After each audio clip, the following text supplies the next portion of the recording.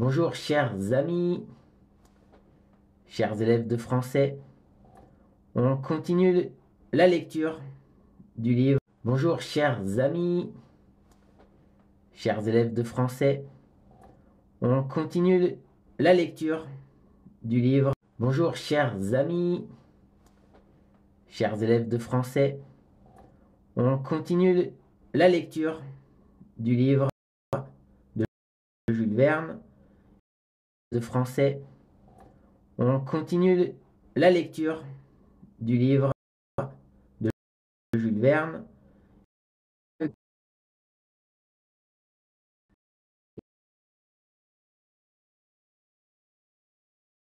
Étant arrêté pour cause d'immersion. Si les hommes de Barroso n'avaient point suivi les chercheurs, il n'en fut pas ainsi des quadrumanes. Une douzaine de ces chimpanzés se détacha de la bande avec l'évidente intention de faire escorte aux intrus qui se permettaient d'explorer leur îlot. Les autres étaient restés autour du campement. Tout en marchant, le gabarier lançait des regards obliques à ces farouches gardes du corps qui lui répondaient par d'abominables grimaces, sans compter les gestes menaçants accompagnés de cris rauques. Évidemment, pensait-il, ces bêtes conversent entre elles. Je regrette de ne pouvoir les comprendre. Évidemment, pensait-il, ces bêtes conversent entre elles. Je regrette de ne pouvoir les comprendre. Il y aurait plaisir à causer dans leur converse entre elles. Je regrette de ne pouvoir les comprendre. Il y aurait plaisir à causer dans leur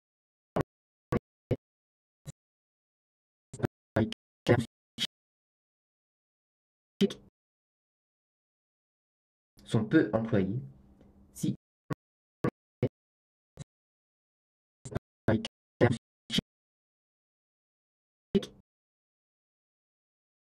sont peu employés.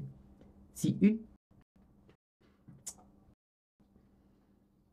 on ne l'a point oublié, le document trouvé sur l'îlot du golfe d'Oman qui donnait les coordonnées.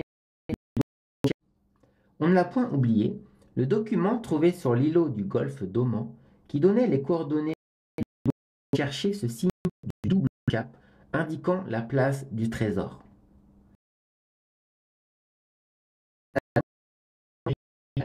Après les instructions contenues dans la lettre de Kamilke Pacha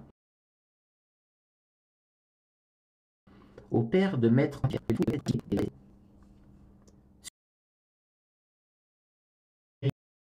après les instructions contenues dans la lettre de Kamilke Pacha au père de maître sur le deuxième îlot, le document indiquait au contraire que c'était l'une des pointes septentrionales dans la partie sud que les naufragés débarquaient après le naufrage. Il y avait donc lieu de se porter vers le nord, ce qui exigeait une marche d'environ 2000. Le groupe prit cette direction. Maître Antifère et Zambucco en tête, Ben Omar et Nazim en seconde ligne, Gilda Trégomin et Juel à l'arrière-garde. Que les deux héritiers fussent en avant du groupe, cela ne saurait surprendre. Ils cheminaient d'un pas rapide, sans échapper de leurs compagnons de les devancer. Le notaire lançait dans l'autre un regard inquiet sur Saouk. Il ne doutait pas que celui-ci n'eût préparé quelque mauvais coup de concert avec le capitaine portugais. C'est que si le trésor échappait, son sang risquait fort de prendre la même route.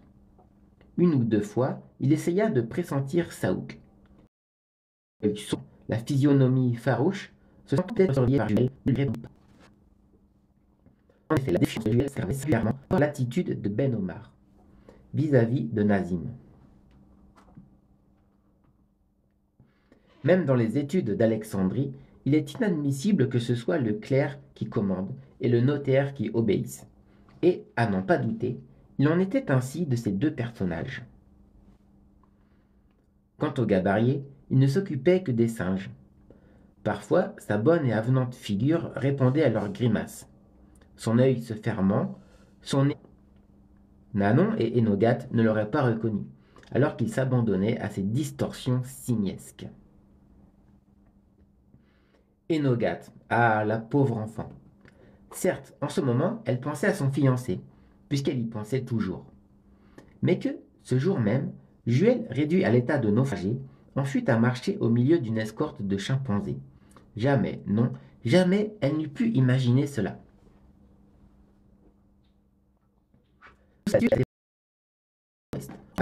Il en résulte que ce ne sont pas des rayons obliques, mais des rayons perpendiculaires qu'il projette sur ces territoires. Elle est donc bien nommée la zone torride, cette zone où on est littéralement de l'eau. Et c'est une douzaine de quadrumanes qui se démenaient pour évoluer sur les flancs du groupe. C'est à vous donner envie d'être singe. Qui est très bas, semblait être impénétrable.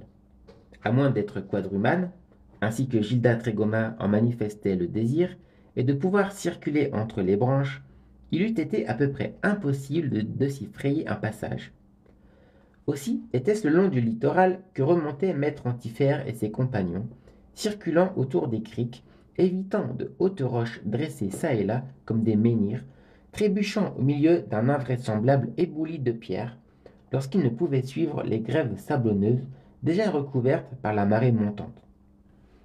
N'est-ce pas là le difficile chemin, dur aux pieds, rude à la marche, qui conduit à la fortune, déjà recouverte par la marée montante? N'est-ce pas là le difficile chemin, dur aux pieds, rude à la marche, qui conduit à la fortune? N'est-ce pas là le difficile chemin, dur aux pieds, rude à la marche, qui conduit à la fortune? Il suait sang et aux pieds, rude à la marche, qui conduit à la fortune. Il suait sang et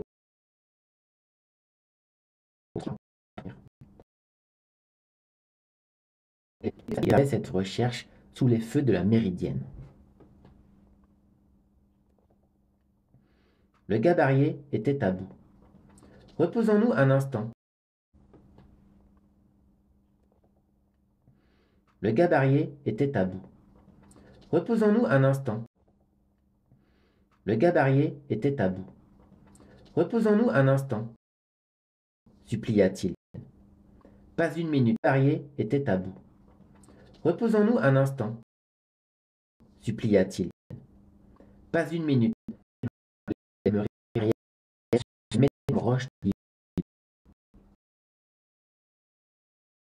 On put croire à des obstacles insurmontables. Quel indescriptible chaos, d'énormes galets de silex. On put croire à des obstacles insurmontables. Quel indescriptible chaos, d'énormes galets de silex. Énormes galets de silex aux tranchées Bagdad de Samarcande. En cet endroit finissait la partie de l'îlot. Il fut évident que Bagdad de Samarcande. En cet endroit finissait la partie de l'îlot. Il fut évident que messieurs les chimpanzés n'avaient pas l'intention d'aller au-delà. Ces animaux n'ont pas mangé les arbres, et le fracas des lames mugissantes est sans attrait pour eux. Évident que messieurs les chimpanzés n'avaient pas l'intention d'aller au-delà. Ces animaux n'ont pas mangé les arbres, et le fracas des lames mugissantes est sans attrait pour eux. Les arbres, et le fracas des lames mugissantes est sans attrait pour eux. Des arbres, ce ne fut pas sans avoir des arbres, ce ne fut pas sans avoir avec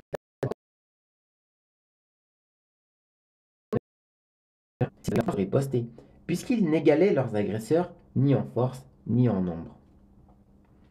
Ne répondons pas, s'écria Juel, en voyant Gilda Trégomin et Saouk ramasser des projectiles.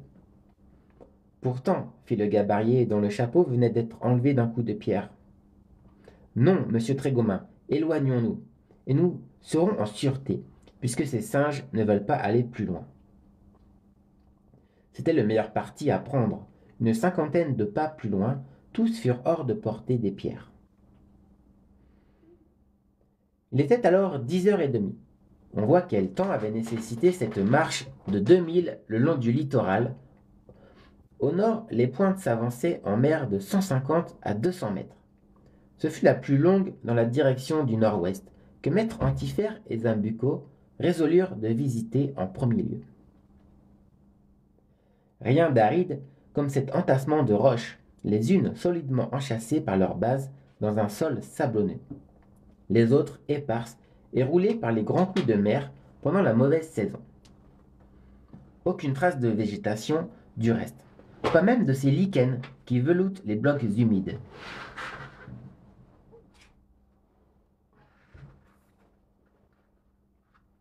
Nulle grappe de ces varechs si abondants sur les rivages des zones tempérées. Aussi, rien à craindre en ce qui concernait le monogramme de Kamilke Pacha, gravé 31 ans avant sur un des rochers de cette pointe. On le retrouverait certainement intact. Voici donc nos explorateurs, recommençant des recherches identiques à celles qu'ils avaient faites sur l'îlot du golfe d'Oman. C'est à ne pas le croire, mais les deux héritiers, dominés par leur passion, semblaient ne point souffrir des fatigues de cette pénible marche ni des ardeurs du soleil.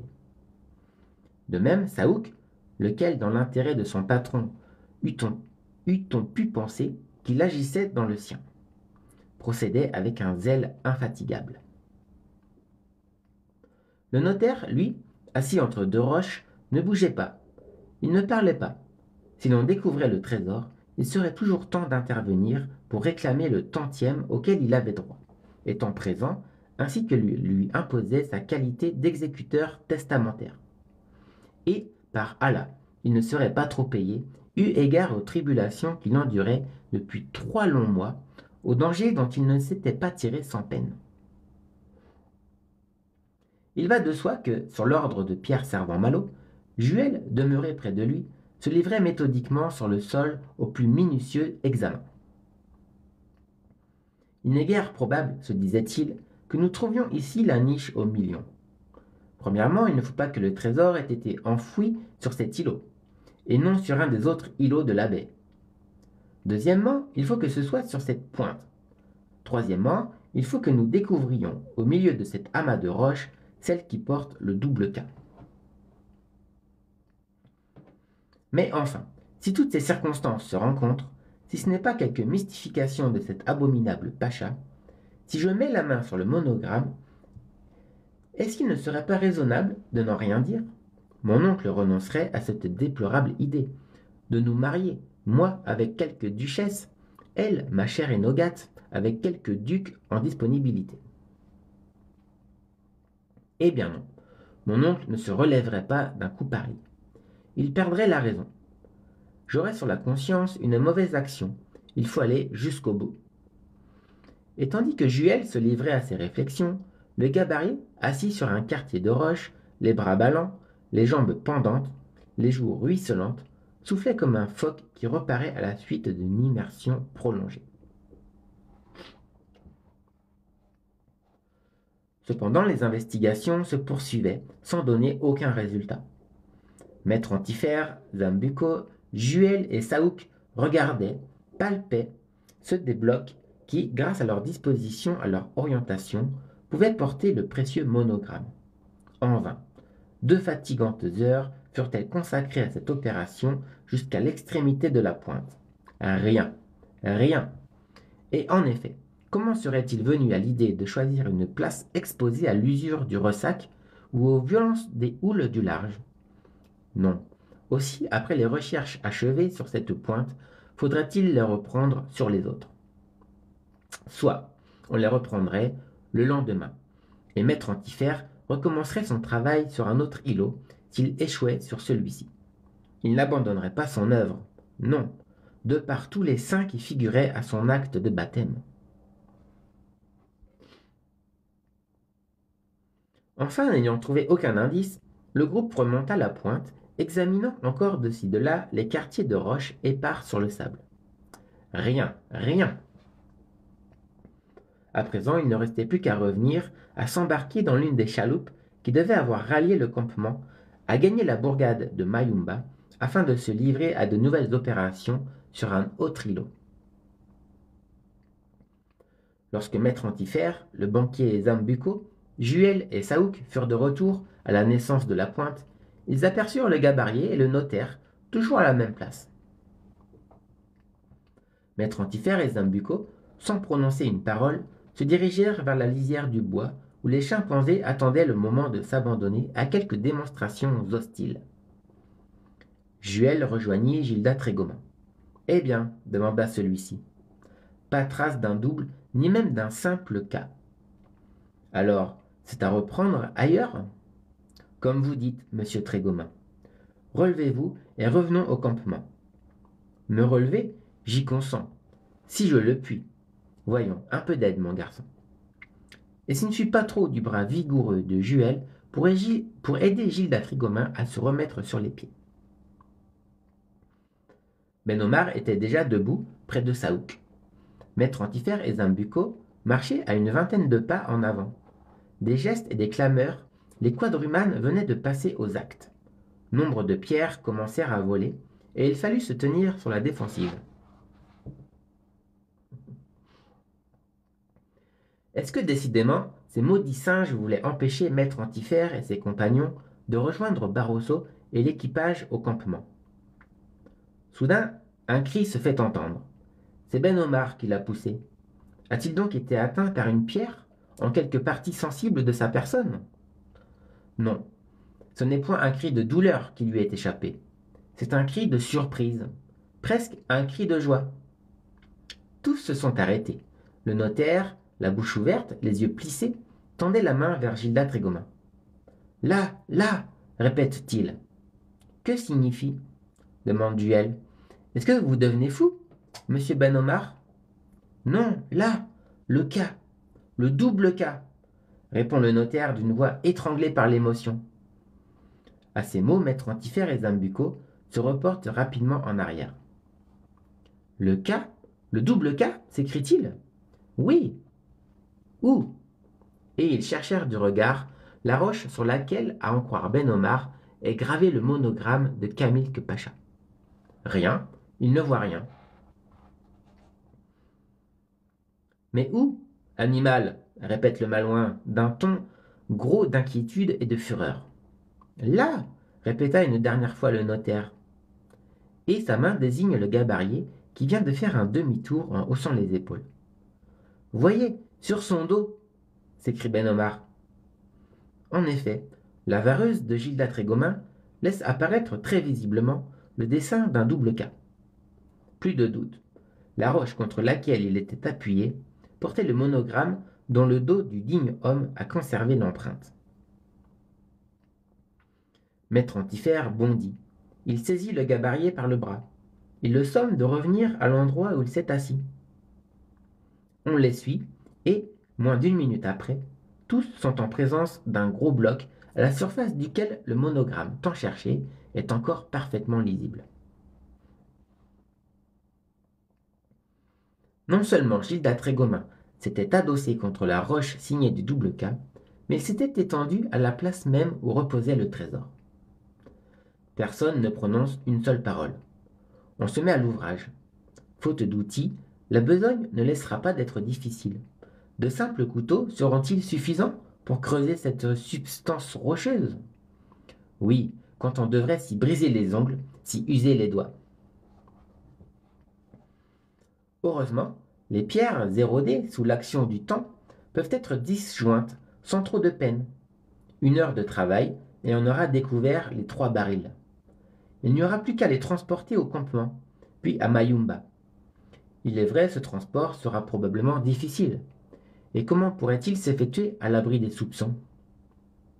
Bah, qui songeait à cela? Le trésor d'abord. Le trésor exhumé de cette tombe où il est enterré depuis un tiers de siècle, et on avisera ensuite. Maître Antifère travaillait de ses mains saignantes. Il n'aurait pas voulu abandonner à un autre cette jouissance de sentir, de palper les cercles de ces précieux barils. Enfin, s'écrie-t-il, au moment où son couteau vient de s'ébrécher sur une surface métallique. Quel cri il pousse alors! Dieu Tout-Puissant, ce n'est pas la joie, c'est la stupéfaction, c'est le désappointement qui se lisent sur son visage effrayant de pâleur. À la place des barils, indiqués dans le testament de Kamilk Pacha, il n'y avait qu'une boîte de fer. Une boîte semblable à celle qui avait été recueillie sur l'îlot numéro 1, portant le monogramme. Encore ne peut s'empêcher de crier Juel. Ce n'était décidément qu'une mystification, murmure Gilda Trégomin. La boîte a été retirée de la fosse et Maître Antifère l'ouvre violemment. Un document apparaît, un vieux parchemin jauni par l'âge, sur lequel étaient tracées ces lignes que Maître Antifère lut à haute voix. Longitude de l'îlot numéro 3, 15 degrés 11 minutes est. Après avoir été relevée par les collégataires Antifère et Zambucco, cette longitude devra être portée et communiquée en présence du notaire Ben Omar, au sieur Tyrcomel, Esquire, Édimbourg, Écosse, lequel possède la latitude de ce troisième îlot. Ainsi donc, ce n'est pas dans les parages de la baie Mayumba que le trésor a été enfoui. Il faut l'aller chercher sur un autre point du globe en combinant cette nouvelle longitude avec la latitude du dit Tyrcomel d'Édimbourg. Et ils ne seront plus deux à se partager l'héritage de Kamilk Pacha. Ils seront 3. Et pourquoi, s'écrie Juel, de ce troisième îlot, ne nous renverrait-on pas à 20 autres, à 100 autres? Ah ça, mon oncle, est-ce que vous vous sentez assez entêté, assez simple pour courir le monde entier? Sans compter, ajoute Gilda Trégomin, hé, Kiss Surbex qui est là, coucou, ex-surbexeur. Sans compter, ajoute Gilda Trégomin, que si Kamilk Pacha a institué des légataires par centaines, le legs ne vaudra plus la peine qu'on se dérange. L'oncle regarde son ami et son neveu en dessous, brise son caillou d'un coup de mâchoire et répond. Silence dans le rang, ce n'est pas fini. Et reprenant le document, il en lit les dernières lignes ainsi conçues. Dès à présent, toutefois, pour prix de leur peine et pour les indemniser de leur débours, les collégataires s'attribueront chacun des 2 diamants déposés dans cette boîte et dont la valeur est insignifiante comparée à celle des autres pierres précieuses qu'ils sont appelés à recueillir. Zambucco s'est jeté sur la boîte qu'il arrache des mains de Maître Antifère. Des diamants s'écrie-t-il. Et en effet, il y a là 2 cabochons magnifiques pouvant valoir, le banquier s'y connaît, 100 000 francs la paire. Bientôt, c'est des aventures folles que je ferai. Faut changer ton pseudo, ex-surbexeur. C'est toujours cela, dit-il en prenant un des diamants, laissant l'autre à son co-héritier. Une goutte d'eau dans la mer, répond celui-ci, qui fourre le diamant dans son gousset et le document dans sa poche.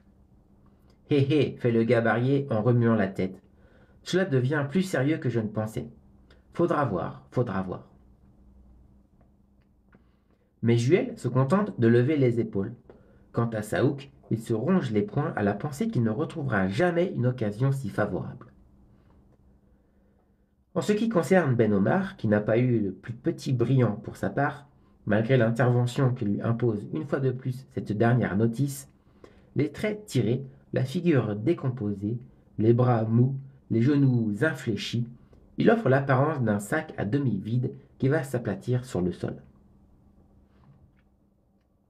Il est vrai, Saouk et lui ne sont plus maintenant dans les conditions où ils se trouvaient. Premièrement, quand ils avaient quitté Saint-Malo, ignorant qu'ils allaient à Mascate. Deuxièmement, quand ils avaient quitté Mascate, ignorant qu'ils allaient à Loango. Emporté par un regrettable mouvement, Maître Antifère a laissé échapper un secret qu'il aurait dû cacher rigoureusement. Tous ont entendu l'énoncé de cette nouvelle longitude. 15 degrés 11 minutes est. Tous connaissent le nom du sieur Tyrcomel, esquire demeurant à Édimbourg, Écosse. On peut être certain qu'à défaut de Ben Omar, Saouk a déjà gravé ces chiffres et cette adresse dans sa mémoire, en attendant qu'il puisse les inscrire sur son carnet. Aussi Maître Antifère et le banquier Zambucco auront-ils grand soin de ne perdre de vue ni le notaire, ni son clerc à moustache, et ne se laisseront-ils pas devancer par eux dans la seconde capitale de la Grande-Bretagne? Sans doute il y avait lieu de croire que Saouk n'a pas compris, puisqu'il ne sait pas le français, mais il n'était pas douteux que Ben Omar lui révélerait ce secret.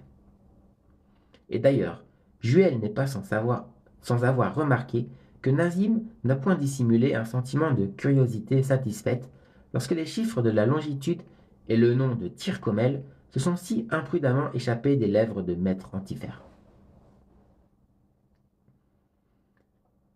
Après tout, qu'importe. Ce serait insensé, à son avis, de se soumettre une troisième fois aux fantaisies posthumes de Camille Pacha. Ce qu'il faut faire, c'est revenir à Loango et profiter du premier bâtiment de passage pour rentrer dans la bonne ville de Saint-Malo. Telle est la sage et logique proposition que Juel communique à son oncle. Jamais, répond Maître Antifère. Le pacha nous envoie en Écosse, nous irons en Écosse, et dussé-je consacrer le restant de ma vie à faire des recherches. Ma sœur Talisma vous aime trop pour ne pas vous attendre, fût-ce 10 ans, ajoute le banquier. Diable, pense Gilda Trégomin, cette demoiselle approcherait alors de la soixantaine. Toutes observations sont inutiles. Maître Antifère a pris son parti. Il continuera de courir après le trésor. Et pourtant, l'héritage du riche Égyptien sera réduit de la moitié au tiers pour chacun, grâce à la participation du sieur Tyrcomel. Eh bien, Enogat se contentera d'épouser un comte, et Juel une comtesse. Fin du chapitre 10.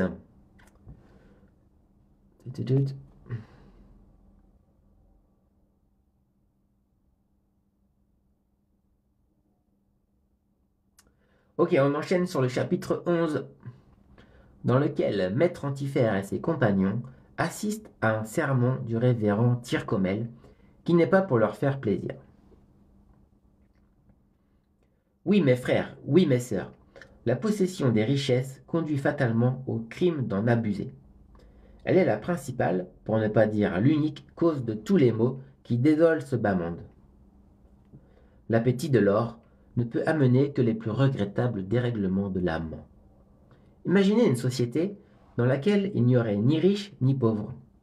Que de malheurs, afflictions, chagrins, désordres, catastrophes, débâcles, désarroi, tribulations, sinistres, angoisses, calamités, infortunes, désenchantements, désespoir, désolation, ruine seraient épargnés aux humains.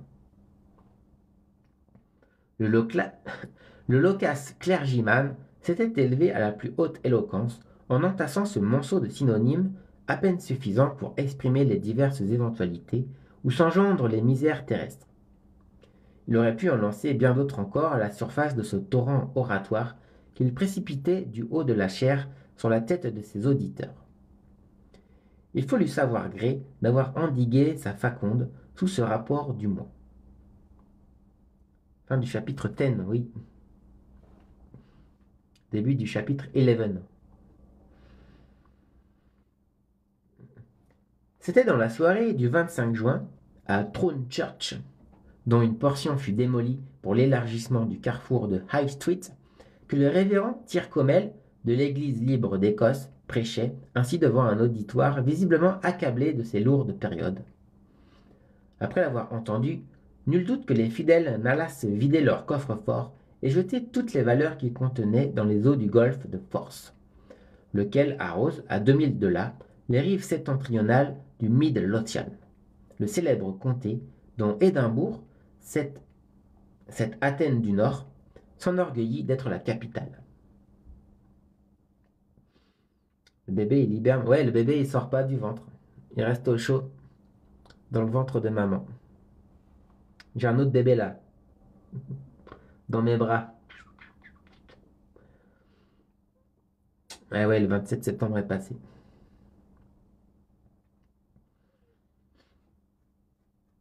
Il y avait déjà 1 heure que le révérend Tyrcomel prêchait sur ce sujet pour la plus grande édification des ouailles de la paroisse. Il ne paraissait point là de parler, et on ne semblait point là de l'entendre. Dans ces conditions, quel motif un sermon aurait-il de jamais finir? Celui-ci ne finit donc pas, en ce moment du moins, et le prédicateur reprit de la sorte. Mes frères et mes sœurs, l'Évangile a dit Beati pauperes spiritu, profond axiome dont les mauvais plaisants, aussi religieux qu'ignorants, s'ingénient encore à changer le sens.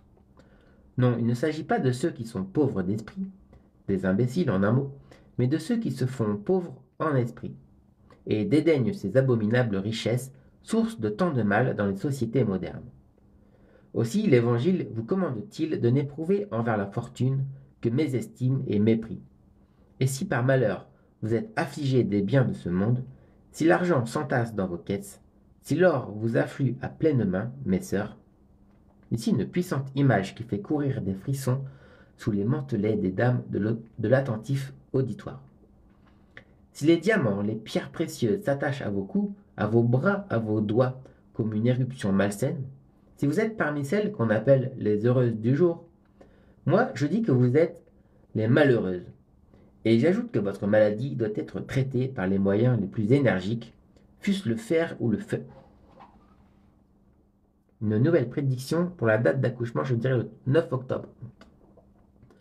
Normalement, le terme, c'est le 3 octobre. Si le 3 octobre, même si le 2 octobre, on n'a rien, on va quand même à la maternité voir s'il faut faire quelque chose.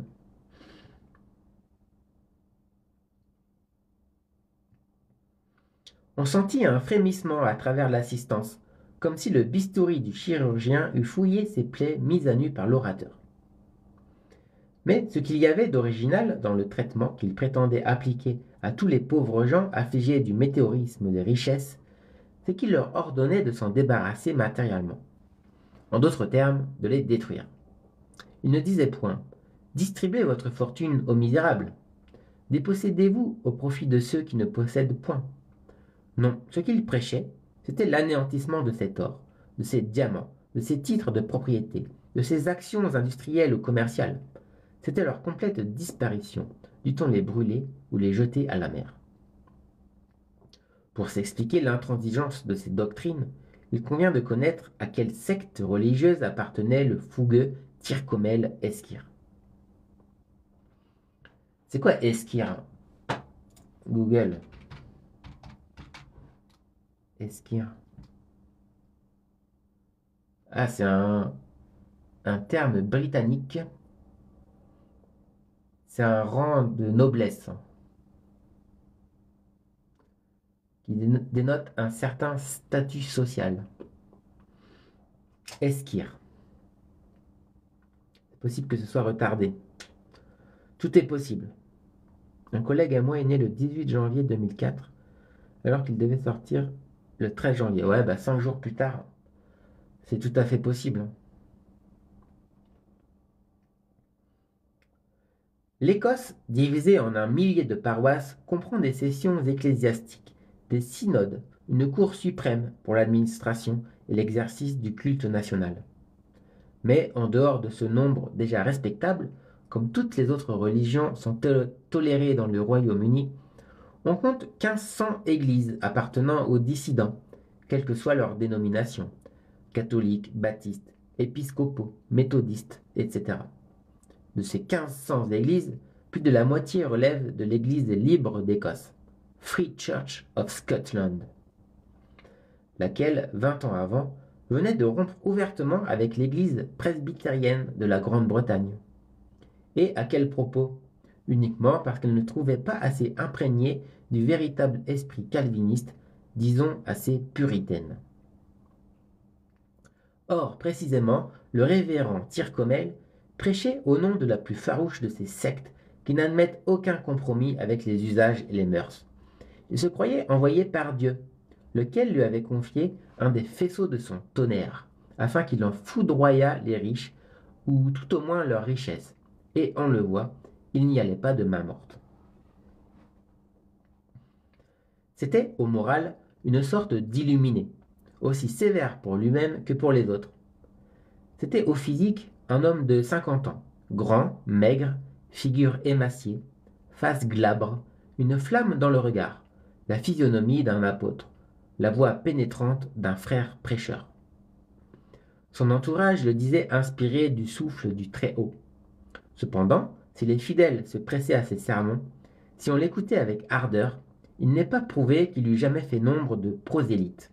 Et peu ou point s'était jusqu'alors décidé à mettre ses doctrines en pratique par le dépouillement absolu des biens terrestres. Aussi le révérend Tyrcomel redoublait-il d'efforts, accumulant sur la tête de l'auditoire ces nuages chargés d'électricité d'où jaillissaient les foudres de son éloquence. Le sermon continua de plus belle, et les tropes, les métaphores, les antonymies, les épiphonèmes, pétris par une imagination fulgurante, y pullulèrent avec une incomparable audace. Mais si les têtes se courbaient, les poches n'éprouvaient guère, semble-t-il, le besoin de se vider dans les eaux du Force.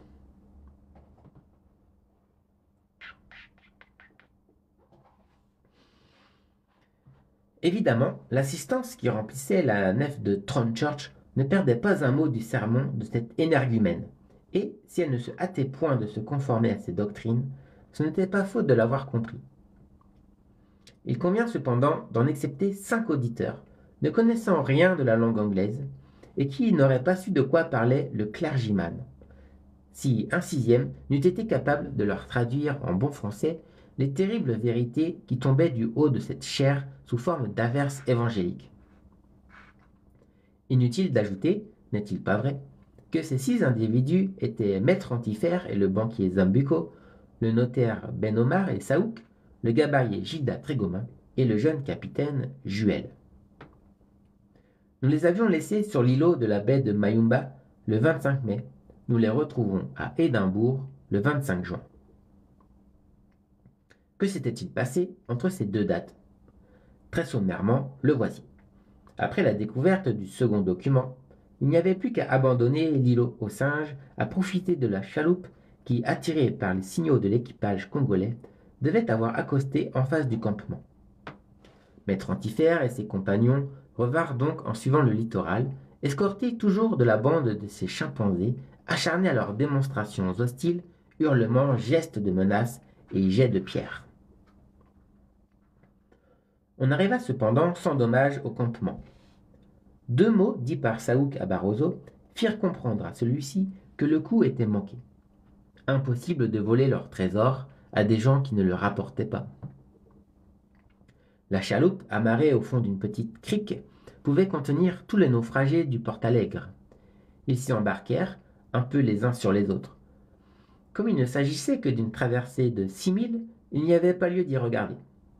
2 heures plus tard, la chaloupe mouillait à l'accord de cette langue de terre sur laquelle s'allonge la bourgade de Mayumba. Nos personnages, sans distinction de nationalité, furent hospitalièrement accueillis dans une factorerie française. On s'occupa aussitôt de leur procurer des moyens de transport pour regagner Loango. Or, ayant pu se joindre à une troupe d'Européens qui se rendaient à la capitale, il n'y eut rien à redouter en route, ni de la part des fauves, ni de la part des indigènes. Mais quel climat dévorant, quelle chaleur insoutenable! À l'arrivée, quoi que pût dire Juel, le gabarier prétendit qu'il était réduit à l'état de squelette. Le digne homme exagérait, il est permis de le croire. Par une de ces heureuses chances dont Maître Antifère n'était guère coutumier, ses compagnons et lui n'eurent point à séjourner longtemps à Loango. Un steamer espagnol, allant de Saint-Paul de Loanda à Marseille, vint y relâcher 2 jours après. La relâche nécessitée par une légère réparation de machine ne dura que 24 heures. Des places furent retenues sur ce steamer grâce à l'argent sauvé du naufrage. Bref, à la date du 15 juin, Maître Antifère et ses compagnons quittèrent enfin ces parages de l'Afrique occidentale où ils avaient trouvé, avec 2 diamants de grand prix, un document nouveau et une déception nouvelle. Quant au capitaine Barroso, Saouk s'était engagé à l'indemniser plus tard, dès qu'il aurait fait main basse sur les millions du pacha, et le Portugais dut se contenter de cette promesse. Juel ne tenta point de détourner son oncle de ses idées, bien qu'il eût toute raison de croire que la campagne finirait par quelque mystification pyramidale. Il est vrai, l'opinion du gabarier commençait à se modifier là-dessus. Ces 2 diamants, d'une valeur de 100 000 francs chacun, contenus dans la boîte de l'îlot numéro 2, cela lui donnait à réfléchir. Puisque le pacha, se disait-il, nous a fait cadeau de ces 2 pierres précieuses, pourquoi les autres ne se trouveraient-elles pas sur l'îlot 3 ? Et quand il raisonnait ainsi devant Juel, qui haussait les épaules, on verra, répétait-il. C'était bien l'avis de Pierre Servan-Malo, puisque le 3e collégataire, le possesseur de cette latitude du 3e îlot, habitait Édimbourg. Il irait à Édimbourg, et il entendait bien ne point s'y laisser devancer par Zambucco et Ben Omar, qui avaient connaissance de la longitude 15 degrés 11 est, laquelle devait être communiquée au sieur Tyrcomel Esquire. Donc on ne se séparerait pas, on gagnerait la capitale de l'Écosse par les voies les plus rapides, et le susnommé Tyrcomel recevrait la visite du groupe au complet. Sans doute cette résolution n'était pas pour satisfaire Saouk, en possession du secret maintenant. Il aurait préféré agir isolément avant tous les autres, vis-à-vis du personnage désigné par le document, en obtenir le gisement du nouvel îlot, s'y rendre, y déterrer les richesses de Camilque Pacha. Mais il aurait fallu partir seul, sans éveiller les soupçons, et il se sentait surveillé par Juel. D'ailleurs, la traversée ne pouvait s'effectuer autrement qu'en commun jusqu'à Marseille. Or, comme Maître Antifère comptait gagner par le plus court et dans le minimum de temps, en utilisant les railways de France et d'Angleterre, Saouk ne pouvait espérer prendre les devants. Il dut donc se résigner. L'affaire, une fois tirée au clair avec le sieur Tyrcomel, peut-être le coup qui avait manqué à Loango et à Mascat réussirait-il à Édimbourg. Tiens, Wolf qui a changé de compte.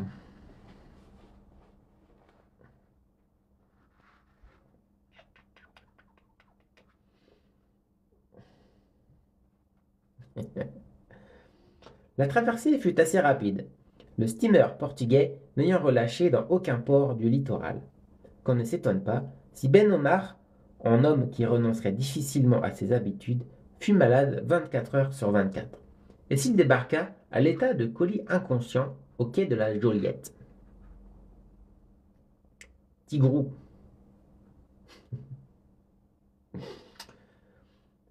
Juel avait préparé une longue lettre à l'adresse d'Enogat. Il lui faisait le récit de tout ce qui s'était passé au Loango. Il lui disait en quelle nouvelle campagne allait les engager l'entêtement de leur oncle, et qui savait où les caprices du pacha menaçaient de les envoyer dans l'avenir. Il ajoutait qu'à son avis, Maître Antifère était dans une disposition d'esprit à courir le monde, comme un second juif errant, et que cela ne cesserait que le jour où il serait devenu fou allié, ce qui arriverait bien sûr, tant son excitation cérébrale, accrue par les dernières déconvenues, prenait des proportions alarmantes. Là, il est calme, mais ça dépend des moments. Hein. J'aime bien quand il est calme comme ça, parce que quand il fait le fou, quand il fait le fou, il n'est pas toujours mignon.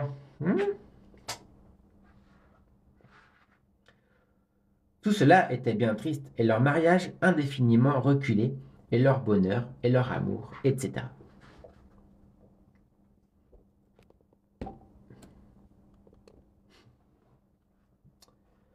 Juel eut tout juste le temps de mettre à la poste cette lettre désolée. On se jeta dans le rapide de Marseille à Paris, puis dans l'express de Paris à Calais, puis dans le bateau de Calais à Douvres, puis dans le train de Douvres à Londres, puis dans l'éclair de Londres à Édimbourg. Tous les 6, comme s'ils eussent été rivés à la même chaîne. C'est ainsi que ce soir-là, du 25 juin, dès qu'ils eurent retenu leur chambre à Gibbs Royal Hotel, ils s'étaient mis à la recherche du sieur Tyrcomel. Alors, grande surprise, le sieur Tyrcomel n'était rien moins qu'un clergyman. Clergyman, bon, je pense que ça veut tout simplement dire homme de clergé. Un clergyman, c'est un pasteur anglo-saxon.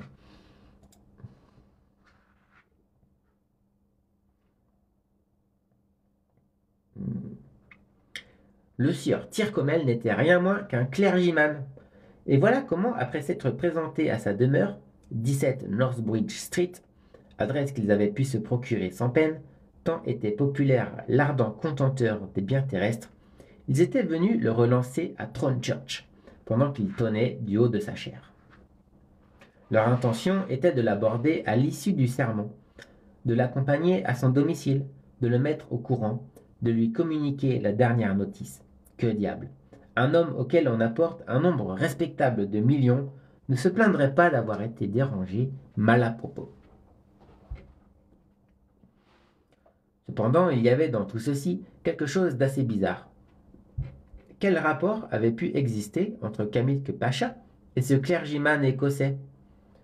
Le père de Maître Antifère avait sauvé la vie de l'Égyptien. Bien. Le banquier Zambucco l'avait aidé à sauver ses richesses. Bien. De là ce sentiment de reconnaissance qui leur avait valu d'être tous les deux ses héritiers. Devait-on en conclure que le révérend Tyrcomel possédait les mêmes droits à cette reconnaissance? Oui, sans aucun doute. Mais en quelles conjonctures invraisemblables un clergyman avait-il obligé d'une façon quelconque Kamilke Pacha? Il fallait pourtant qu'il en eût été ainsi, puisque ce clergyman était détenteur de cette troisième latitude nécessaire à la découverte du troisième îlot. Le bon, cette fois, répétait invariablement Maître Antifère, dont Gilda Trégomin se laissait aller à partager les espérances et peut-être les illusions. Cependant, lorsque nos coureurs de trésors aperçurent en chair un homme dont l'âge ne dépassait pas la cinquantaine, ils durent s'aviser d'une autre explication. En effet, le révérend Tyrcomel ne pouvait avoir plus de 25 ans lorsque Kamilke Pacha fut enfermé dans la prison du Caire par ordre de Mehemet Ali. Et il était difficile d'admettre qu'il eût été à même de lui rendre service auparavant. Était-ce donc un père, un grand-père, un oncle de ce Tyrcomel dont l'Égyptien avait été l'obligé? Peu importait. D'ailleurs, l'essentiel était que le clergyman eût en sa possession la précieuse latitude, ainsi que l'indiquait le document de l'abbé Mayumba, et la journée ne s'achèverait pas avant que l'on sût à quoi s'en tenir à cet égard. Ils étaient donc là, dans Church, en face de la chaire. Maître Antifère, Zambucco, Saouk dévoraient des yeux le passionné prédicateur, ne comprenant pas un traître mot de ce qu'il disait, et Juel ne pouvait en croire ses oreilles de ce qu'il entendait. Le sermon continuait. Toujours la même thèse, avec la même éloquence furibonde. Invite au roi à jeter à la mer leur liste civile, invite aux peines à faire volatiliser les diamants de leur parure, invite aux riches à détruire leurs richesses. Impossible, on en conviendra, de dire plus d'énormes sottises avec un prosélytisme plus intransigeant. Dernière fois que j'ai lu un livre, ça remonte au lycée. Mais moi, tu sais, j'ai... Ce livre-là, je l'ai commencé il y a 2 ans. Il y a 2 ans. Et j'ai fait une longue pause. Et là, je reprends. Ça fait une semaine que j'ai recommencé à le lire. Mais entre-temps, j'ai lu d'autres choses.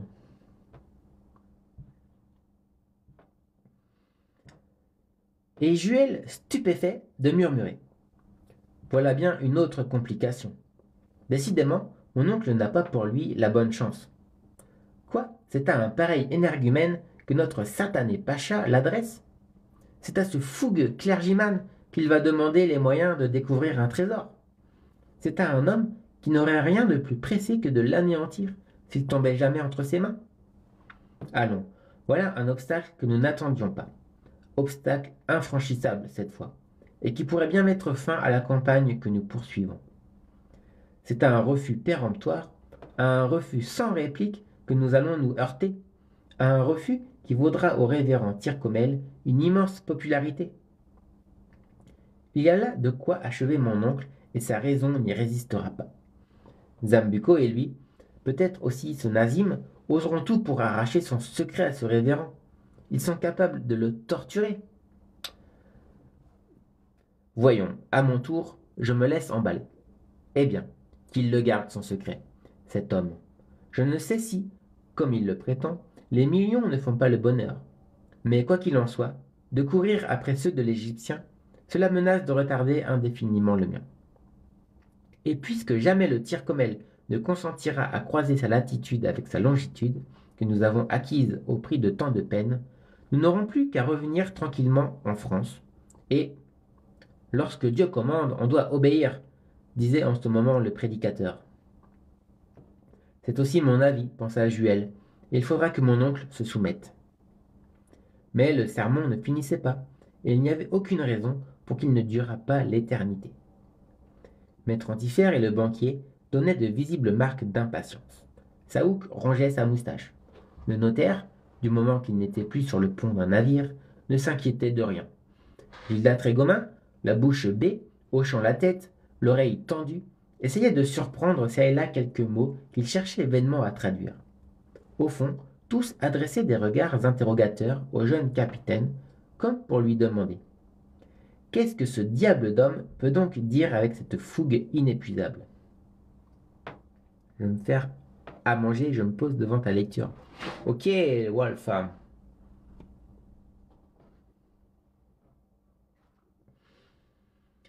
Et lorsqu'il y avait lieu de croire que c'était fini, cela recommençait. Ah ça, de quoi parle-t-il, Juel? S'écria maître Antifère d'une voix impatiente qui provoqua les chuchotements de l'auditoire. Je vous le dirai, mon oncle. S'il se doutait des nouvelles que je lui apporte, ce prêchi-prêcha, il aura vite fait de lâcher sa chair pour recevoir notre visite. Hé hé, fit Juel d'un ton si singulier, que le sourcil de maître Antifère se fronça d'une façon terrible. Pourtant, tout doit finir en ce monde, même le sermon d'un clergyman de l'Église libre d'Écosse. On sentit que le révérend Tyrcomel arrivait à sa péroraison. Son débit était plus haletant, ses gestes plus désordonnés, ses métaphores plus hardies, ses objurgations plus menaçantes. Il y eut un dernier coup de massue et un dernier coup de butoir contre les détenteurs de fortune, les possesseurs du vil métal, avec injonction de le jeter dans la fournaise en ce monde, si l'on ne voulait pas y être précipité soi-même dans l'autre. Et alors, en un suprême mouvement oratoire, faisant allusion au nom même de cette église qui retentissait de ces périodes tonitruantes. Et comme en ce lieu, s'écria-t-il, où il y avait autrefois une balance publique, à laquelle on clouait les oreilles des notaires infidèles et autres malfaiteurs. Ainsi, dans la balance du jugement dernier, vous seriez pesé sans merci, et, sous le poids de votre or, le plateau s'abaissera jusqu'à l'enfer. On ne pouvait terminer par une plus saisissante image. Le révérend Tyrcomel fit un dernier geste de congé qui eût été un geste de bénédiction du haut d'une chaire catholique. Puis il disparut subitement. Maître Antifère, Zambuco et Saouk s'étaient bien promis de l'attendre à la sortie de l'église, de le happer au vol, de l'interviewer, hic et nunc. Est-ce qu'ils auraient pu patienter jusqu'au lendemain, remettre à 7 ou 8 heures leur interrogatoire? Est-ce qu'ils auraient supporté toute une nuit passée dans les affres de la curiosité? Non, ils se précipitèrent donc vers le porche central, bousculant les fidèles qui protestaient contre une brutalité si inconvenante en pareil lieu. Gilda Trégomin, Juel et le notaire les suivirent, en y mettant des formes. Tous en furent pour leurs vains efforts. Sans doute le révérend Tyrcomel, désireux de se dérober à l'ovation qui lui était due, seul résultat d'ailleurs de son sermon sur le mépris des richesses, était sorti par une porte latérale de Throne Church. Bonsoir, prof. Une chose froide et fraîche. Généralement, froid, c'est plus froid que frais. Mais frais a aussi le sens de frais. Un aliment frais, comment t'expliquer? Une fois un contexte pour expliquer. Mais froid, c'est plus froid que frais. Voilà ce que je peux te dire.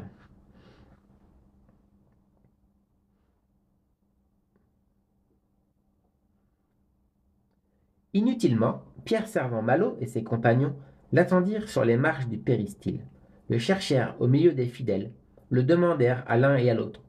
Le clergyman n'avait pas laissé plus de traces à travers la foule que le poisson dans l'eau ou l'oiseau dans l'air. Tous étaient là, se dépitant, se regardant furieux comme si quelque génie malfaisant leur eût arraché une proie ardemment convoitée. Eh bien, 17 Northbridge Street, s'écria maître Antifère. Mais, mon oncle, et, avant qu'il ne se couche, ajouta le banquier, nous saurons lui arracher. Mais, monsieur Zambucco, pas d'observation, Juel. Si, une observation, mon oncle. Et à propos de quoi demanda maître Antifère, remonté au paroxysme de la colère. À propos de ce que Tyrcomel vient de prêcher.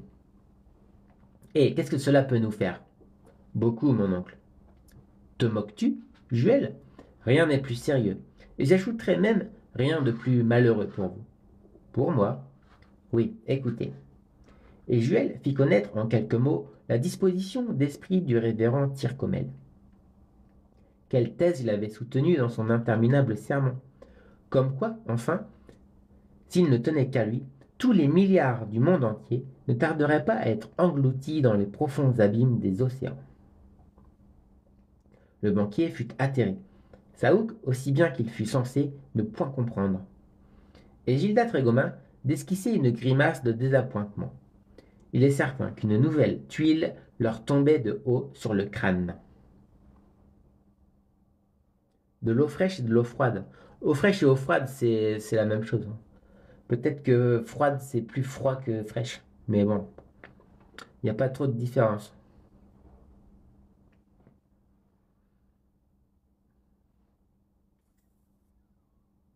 Et pourtant, ce ne fut point en homme accablé que maître Antifère répondit d'un ton profondément ironique à son neveu. Imbécile, imbécile, imbécile. On ne prêche ces choses-là que lorsqu'on n'a pas le sou. Laisse-moi apparaître la trentaine de millions qui doivent lui revenir, et tu verras si ton Tyrcomel aura l'idée de les ficher à l'eau. Évidemment, cette réponse témoignait d'une profonde connaissance du cœur humain. Quoi qu'il en soit, il fut décidé que l'on renoncerait à relancer, ce soir-là, le révérend dans sa maison de Northbridge Street. Et nos 6 personnages regagnèrent en bon ordre Gibbs Royal Hotel. Fin du chapitre 11. Allez, je lis un 3e chapitre. Ce sera le dernier pour aujourd'hui. Le chapitre 12, dans lequel on voit qu'il n'est pas facile de faire dire à un clergyman ce qu'il a résolu de faire. De taire.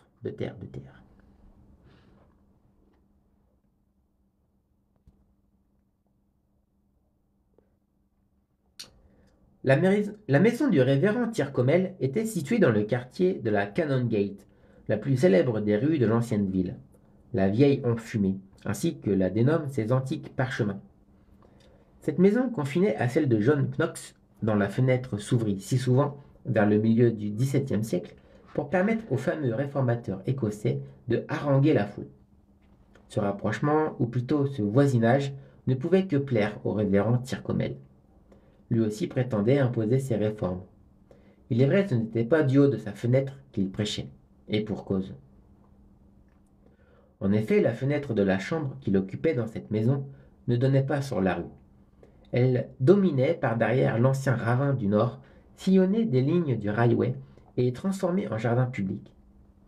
Si, d'un côté, cette fenêtre eût été au 3e étage, il n'en était pas ainsi du côté du ravin.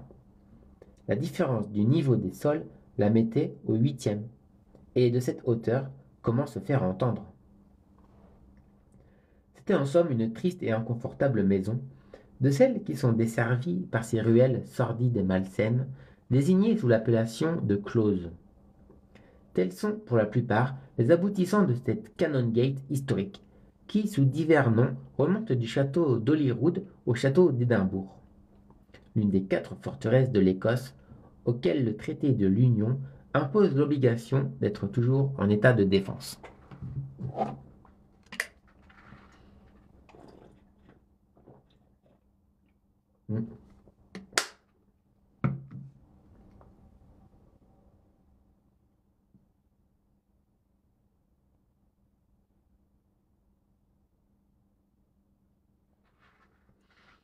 Ce fut devant la porte de ladite maison que le lendemain, 26 juin, Maître Antifère et le banquier Zambucco, accompagnés de Juel, s'arrêtèrent au moment où 8 heures sonnaient à l'église voisine.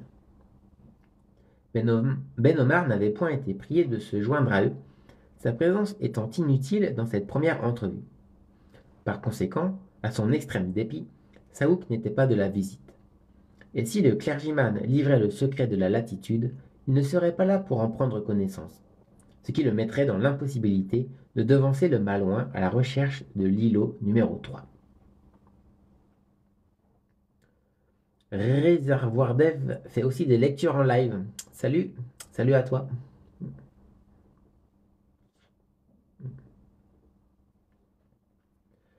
Quant au gabarier, il était resté à Guides Royal Hotel et, en attendant le retour des visiteurs, s'amusait à contempler les merveilles de Prince Street et les prétentieuses élégances du monument de Walter Scott.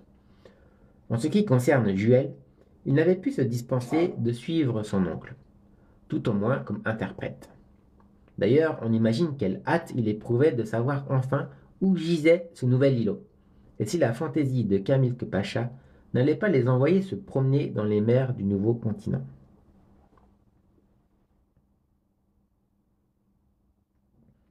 Ce qu'il convient de noter ici, c'est qu'en se voyant évincé, Saouk était entré dans une violente colère, et comme d'habitude, sa fureur retomba sur Ben Omar. À quel assaut de paroles malsonnantes, de menaces épouvantables, l'infortuné notaire fut soumis après le départ des collégataires. Oui, c'est de ta faute, s'écriait Saouk, en bouleversant les meubles de la chambre, et l'envie me prend de te faire payer cette maladresse à coups de rotin. Excellence, j'ai fait ce que j'ai pu. Non, tu ne l'as pas fait. Il fallait t'imposer à ce méchant matelot. Lui déclarer que ta présence était nécessaire, obligatoire, et au moins tu aurais été là. Tu aurais appris, et tu m'aurais appris ce qui intéresse le nouvel îlot. Et peut-être m'eût-il été possible de l'atteindre avant les autres. Que Mahomet t'étrangle, mes projets manqués une première fois à Mascate, une seconde fois à Mayumba, et dire qu'ils vont l'être une troisième.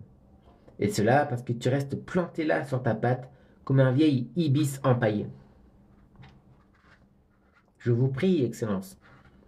Et moi, je te jure que si j'échoue, c'est sur ta peau que je me paierai de toutes ces déconvenues. La scène se continua de cette sorte, et elle devint si violente que le gabarier en surprit les éclats. Il alla même jusqu'à la porte de la chambre, et il fut heureux, pour Saouk, que sa colère se fût manifestée en langue égyptienne. S'il avait invectivé Ben Omar en français, Gilda Trégomin aurait eu connaissance de ses abominables projets. Il eût découvert quel personnage se cachait sous ce Nazim, et on eût traité ce personnage comme il le méritait. Néanmoins, si cette situation ne lui fut pas révélée, il ne laissa pas d'être absolument interloqué de la violence avec laquelle Ben Omar était malmené par son clerc, et combien cela justifiait les soupçons du jeune capitaine. Après avoir franchi la porte de la maison du clergyman, Maître Antifère, Zambucco et Juel commencèrent à gravir les marches d'un escalier de bois, en s'aidant de la corde graisseuse pendue à la muraille. Jamais le gabarier, bien que débarrassé d'une partie de son embonpoint, n'aurait pu s'élever par cette vis étroite et sombre. Les visiteurs arrivèrent au palier du 3e étage, qui était le dernier de ce côté de la maison. Une petite porte en ogive s'évidait au fond avec ce nom, Révérend Tyrcomel. Maître Antifère poussa un vigoureux ouf de satisfaction. Puis il frappa. La réponse se fit attendre. Est-ce que le clergyman ne serait pas chez lui? Et de quel droit, s'il vous plaît? Un homme auquel on apporte des millions. Second heurt, un peu plus fort. Cette fois, léger bruit à l'intérieur de la chambre. Et si ce ne fut pas la porte, ce fut du moins un guichet qui s'ouvrit au-dessous du nom de révérend Tyrcomel. À travers ce guichet parut une tête, celle du clergyman, très reconnaissable sous le chapeau de haute forme qui le coiffait. « Que voulez-vous » demanda Tyrcomel, et le ton de sa voix indiquait bien qu'il n'aimait pas à être dérangé. « Nous désirons vous entretenir quelques instants, répondit Juel en anglais. À quel propos? Il s'agit d'une affaire importante. Je n'ai point d'affaire, importante ou non. Ah ça, ouvrira-t-il, ce révérend, s'écria maître Antifère, ennuyé de tant de façons. Mais dès qu'il l'eut entendu, le clergyman de lui répondre dans sa propre langue, qu'il parlait comme s'il eût été la sienne. Vous êtes des Français? Des Français, répondit Juel. Et s'imaginant que cela faciliterait leur introduction près du clergyman, il ajouta: des Français qui assistaient hier à votre sermon dans Throne Church. Et qui ont eu la pensée de se convertir à mes doctrines? Répliqua vivement le clergyman. Peut-être, mon révérend. C'est lui, au contraire, qui va se convertir au nôtre, murmura maître Antifère. D'ailleurs, s'il préfère nous abandonner sa part. La porte s'était ouverte, et les soi-disant néophytes se trouvèrent en présence du révérend Tyrcomel. Une seule pièce, éclairée au fond par la fenêtre qui donnait sur le ravin du nord. Dans un coin, un lit de fer garni d'une paillasse et d'une couverture. Dans un autre, une table avec quelques ustensiles de toilette. Pour siège, un escabeau. Pour meuble, une armoire fermée, qui servait sans doute à serrer les vêtements sur un rayon. Plusieurs livres, entre lesquels apparaissait la Bible traditionnelle, ornée d'une reliure usée aux angles, et aussi divers papiers, plumes, écritoires. De rideaux, nulle part. Des murs nus, blanchis à la chaux. Sur la table de nuit, une lampe à coulisses, son abat-jour très abaissé. C'était à la fois une chambre à coucher et un cabinet de travail, réduit au strict nécessaire. Le clergyman prenait ses repas au dehors dans une restauration du voisinage, et soyez sûr que ce ne devait pas être quelque cabaret à la mode. Le révérend Tyrcomel, tout de noir habillé, étroitement serré sous les plis de sa longue lévite, dont le col laissait voir le liseré blanc de sa cravate, ôta son chapeau à l'entrée des étrangers, et s'il ne leur offrit pas de s'asseoir, c'est qu'il ne pouvait mettre qu'un seul escabeau à leur disposition. En vérité, si jamais Million devait arriver à propos, n'était-ce pas dans cette cellule de cénobites, où l'on n'eût pas récolté 30 shillings de vaillant? Maître Antifère et le banquier Zambucco se regardèrent. Comment allait-il commencer le feu? Du moment que leur collégataire parlait le français, l'intervention de Juel n'était plus nécessaire, et le jeune capitaine n'allait être qu'un simple spectateur. Il préférait cette situation, et ce ne fut pas sans un certain sentiment de curiosité qu'il se promit d'assister à cette bataille. Quel serait le vainqueur? Peut-être n'eût-il pas parié pour son oncle, Antifère. Au début, celui-ci se sentit plus embarrassé qu'il ne l'aurait imaginé. Après ce qu'il savait de l'intransigeant clergyman, de ses opinions sur les biens de ce monde, il jugea à propos de procéder avec adresse, de prendre certains ménagements, de tâter le terrain, d'amener tout doucement le révérend Tyrcomel à communiquer cette lettre de Kamilke Pacha qui devait être en sa possession. Laquelle lettre renfermait, à n'en plus douter, les chiffres de la nouvelle et, espérons-le, dernière latitude. Un sandwich pour Wolf. David, qui s'abonne, merci à toi.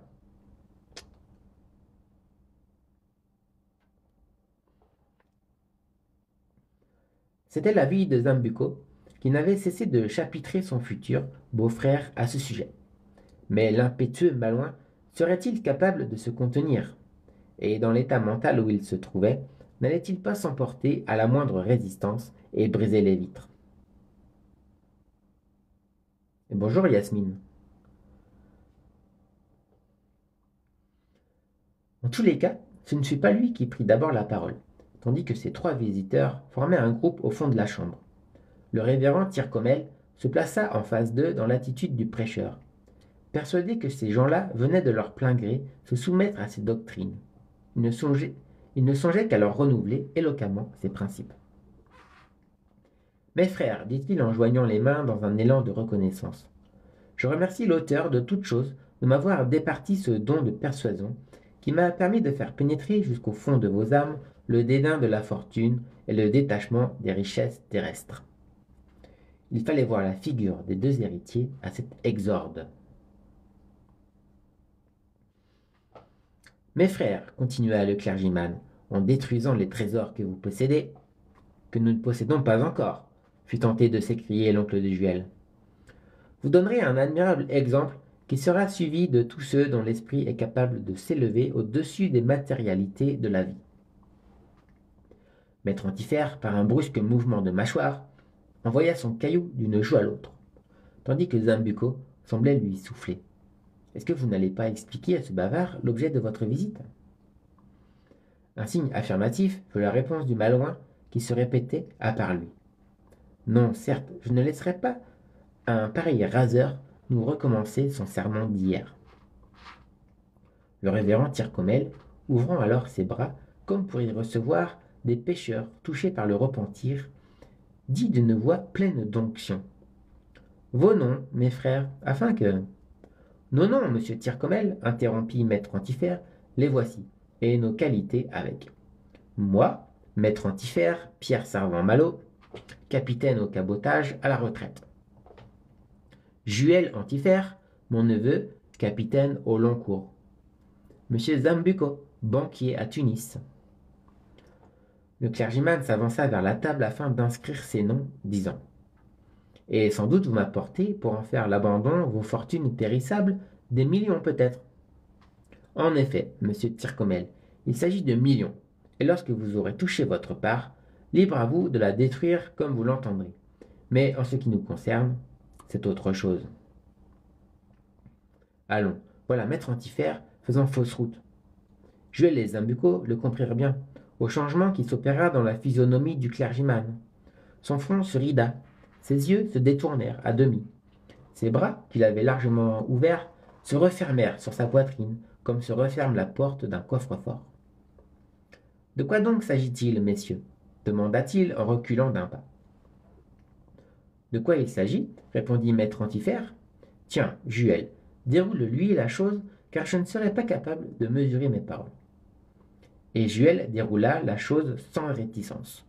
Il raconta tout ce qu'on savait de Camilque Pacha, les services rendus par son grand-oncle Thomas Antifère, les obligations contractées envers le banquier Zambuco, la visite à Saint-Malo de l'exécuteur testamentaire Ben Omar, notaire à Alexandrie, le voyage au golfe d'Oman, où gisait l'îlot numéro 1, suivi du voyage à la baie Mayumba, où gisait l'îlot numéro 2. La découverte du deuxième document qui renvoyait les deux collégataires à un troisième héritier, lequel n'était autre que le révérend Tyrcomel, esquire d'Édimbourg, etc. Tandis que Juel parlait, le clergyman l'écoutait, sans faire un mouvement, sans permettre à ses regards de s'allumer, à ses muscles de tressaillir. Une statue de marbre ou de bronze n'eût pas été plus immobile. Et lorsque le jeune capitaine eut terminé son récit en demandant au révérend Tyrcomel s'il n'avait jamais eu des rapports avec Camilque Pacha. Non, répondit le clergyman. Mais votre père? Peut-être. Peut-être n'est pas une réponse, observa Juel, en calmant son oncle, qui tournait et retournait sur lui-même, comme s'il eût été piqué d'une tarentule. Salut, Ali Frappolo. Canada. C'est la seule qu'il me convienne de faire, répliqua sèchement le clergyman. Insistez, monsieur Juel, insistez, dit le banquier. Dans toute la mesure du possible, monsieur Zambuco, répondit Juel, et s'adressant au révérend dont l'attitude indiquait sa ferme volonté de se tenir sur une extrême réserve. Me sera-t-il permis de vous poser une question? Une seule, demanda-t-il. Oui, comme il m'est permis de n'y point répondre. Est-il à votre connaissance que votre père ait jamais été en Égypte? Non. Mais si ce n'est en Égypte, en Syrie du moins, et pour mieux préciser, à Alep. Ne point oublier que c'est dans cette ville que Camilque Pacha avait résidé pendant un certain nombre d'années avant de revenir au Caire. Après un moment d'hésitation, le révérend Tyrcomel convint que son père avait habité Alep, où il était en rapport avec Camilque Pacha.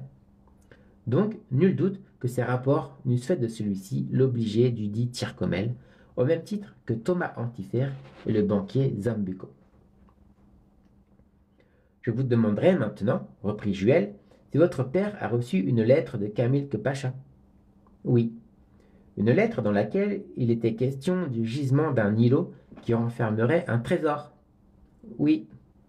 Et cette lettre ne contenait-elle pas la latitude de cet îlot? Oui.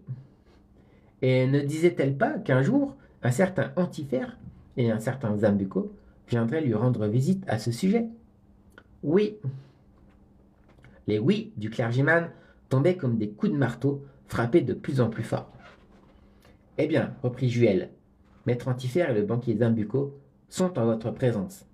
Et si vous voulez leur communiquer la lettre du pacha, ils n'auront plus, après en avoir pris connaissance, qu'à se mettre en route afin de remplir les intentions du testateur dont vous et eux êtes les trois légataires. À mesure que parlait Juel, maître Antifère faisait des efforts inouïs pour rester en place. Tout rouge lorsque le sang lui montait à la tête, tout pâle quand il lui refluait au cœur. Le clergyman laissa quelque peu attendre sa réponse et finit par dire en pinçant les lèvres. Et lorsque vous serez rendu à l'endroit où gît ce trésor, quelles sont vos intentions? Le déterrer, pardieu, s'écria maître Antifère. Et lorsque vous l'aurez déterré, le partager en 3 parts. Et de vos parts, quel usage ferez-vous? L'usage qui nous conviendra, monsieur le révérend. Encore une regrettable répartie du malouin qui remit le clergyman à cheval sur son dada. C'est cela, messieurs, répliqua-t-il, tandis que son regard lançait des flammes. Vous entendez profiter de ces richesses pour la satisfaction de vos instincts, de vos appétits, de vos passions, c'est-à-dire contribuer à grossir les iniquités de ce monde. Permettez, interrompit Zambuco. Non, je ne permets pas, et je vous enjoins de répondre à cette question. Si ce trésor tombe entre vos mains, vous engagez-vous à le détruire? Chacun fera de son legs ce qu'il jugera convenable, répliqua le banquier d'une façon évasive. Pierre Servan-Malo éclata. Il ne s'agit pas de tout cela, s'écria-t-il. Vous doutez-vous, monsieur le révérend, de la valeur de ce trésor? Que m'importe? Elle est de 100 millions de francs, 100 millions, dont le tiers, soit 33 millions, pour vous. Le clergyman haussa les épaules. Savez-vous bien, monsieur le révérend, reprit maître Antifère, qu'il vous est interdit de nous refuser la communication qui vous est imposée par le testateur? Vraiment. Savez-vous qu'on n'a pas plus le droit de laisser 100 millions improductifs qu'on aurait le droit de les voler? Ce n'est pas mon avis. Savez-vous que si vous persistez dans votre refus, hurla maître Antifère, arrivé au dernier degré de la fureur, nous n'hésiterons pas à vous poursuivre devant la justice, à vous dénoncer comme un héritier indélicat, comme un malfaiteur. Comme un malfaiteur, répéta le clergyman, qui se tenait, lui, dans une colère froide. En vérité, messieurs, votre audace n'a d'égal que votre sottise. Vous croyez que je vais accepter de répandre ces 100 millions à la surface de la terre? De fournir aux mortels de quoi se payer 100 millions de péchés de plus? Que je vais mentir à toutes mes doctrines et donner aux fidèles de l'Église libre d'Écosse, puritaine et intransigeante, le droit de me jeter ces 100 millions à la face? Disons-le, il était magnifique le révérend Tyrcomel, sublime en cette éloquente explosion. Juel ne pouvait s'empêcher d'admirer cet énergumène, tandis que son oncle, au comble de la rage, était prêt à se jeter sur lui. Oui et non, s'écria celui-ci, en s'avançant les poings fermés. Oui ou non, voulez-vous nous communiquer la lettre du pacha? Non. Maître Antifère écuma. Non, répéta-t-il. Non. Ah gueux, je saurais t'arracher cette lettre. Juel dut s'interposer pour éviter que son oncle en vînt à des voies de fait. Celui-ci le repoussa violemment. Il voulait étrangler le clergyman, qui restait aussi résolu qu'impassible. Il voulait fouiller cette chambre, fouiller cette armoire, fouiller ces papiers. Et, il faut en convenir, les perquisitions n'eussent pas été longues. Mais il fut arrêté par cette simple et péremptoire réponse du révérend Tyrcomel. Inutile de chercher cette lettre. Et pourquoi? Demanda le banquier Zambuco. Parce que je ne l'ai plus.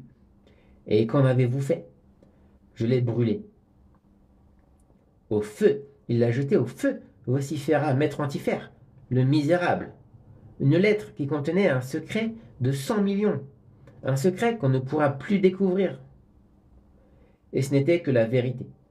Sans doute, afin de ne point être tenté d'en faire usage, un usage contraire à tous ses principes sociaux, le révérend Tyrcomel avait brûlé cette lettre depuis plusieurs années déjà. Et maintenant, sortez, dit-il aux visiteurs en leur montrant la porte. Maître Antiphère avait été assommé du coup, le document détruit. Impossibilité de jamais reconstituer le gisement. Il en était de même du banquier Zambucco, qui pleurait, lui, comme un enfant auquel on vient d'enlever son joujou. Juel dut pousser les deux collégataires dans l'escalier d'abord, dans la rue ensuite, et tous trois prirent la direction de Gibbs Royal Hotel. Eux partis, le révérend Tyrcomel leva les bras vers le ciel, le remerciant de l'avoir choisi pour arrêter cette avalanche de péchés que 100 millions eussent précipité sur la terre. M. Garner, naturaliste américain, est allé étudier sur place la langue simienne et s'est imposé de vivre pendant quelques mois dans les forêts de la Guinée de la vie des singes. On passe du coq à l'âne. C'est la fin du chapitre 12. Je vais m'arrêter, moi, pour aujourd'hui. Merci à ceux qui sont toujours présents. Merci à ceux qui m'envoient des cœurs, c'est mignon comme tout.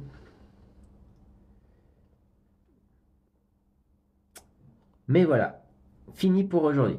Allez, je vous souhaite à tous une bonne soirée. Quel plaisir, Yasmine. Merci beaucoup à toi. Plaisir partagé. Et ça commence à devenir de plus en plus intéressant, je trouve, ce livre. Ce livre est long, il est très long. Et ça commence à devenir de plus en plus intéressant, je trouve, ce livre. Ce livre est long, il est très long. Au début, ce livre est long, il est très long. Au début, ce livre est long, il est très long. Au début,